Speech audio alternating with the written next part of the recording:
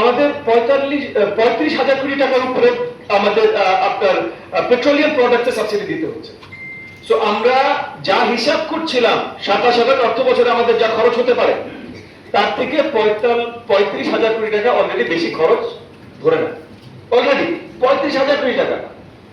তো এখানে যদি সিগারেট ট্যাক্সেশনে ডক্টর শিমুল যেটা বললেন যে 44,000 কোটি টাকা বা এর থেকে বেশি ওঠানোর একটা প্রক্রিয়া থাকতে পারে, একটা উপায় থাকতে পারে, তাহলে নিশ্চয়ই সেটা আমাদের সিরিয়াসলি নেওয়া উচিত।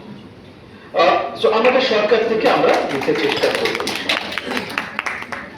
আমি যেই দায়িত্বে আছি শিক্ষা, প্রাথমিক শিক্ষা, প্রাথমিক শিক্ষাঙ্গনে আমরা ইতিমধ্যে ব্যবস্থা করছি প্রত্যেকটা স্কুলে গার্ড ইনশিওর করবা, এবং এই গার্ডদের যে দায়িত্ব থাকবে, দায়িত্বের ভিতরে থাকবে স্কুল গ্রাউন্ডের একটা ওই যে 100 গজের কথা যে নির্ধারিত আছে 100 গজ, এই 100 গজের ভেতরে সিগারেট বা এই ধরনের কোন পণ্যর বিক্রেতা যেন বসতে না পায়। এবং এখানে প্রত্যেকটি লোকাল থানাকেও আমরা এই দায়িত্ব দিব যে আমাদের ওই প্রাথমিক স্কুলের গার্ডরা যখনই রিপোর্ট করবে তখনই যেন ফুল সহযোগিতা, কারণ সবসময় হতে পারে না যে 10টা দোকান বসে গেছে, 10টা কার্ড বসে গেছে, আমরা এক দারোয়ান সেটা হ্যান্ডেল করতে পারছে না।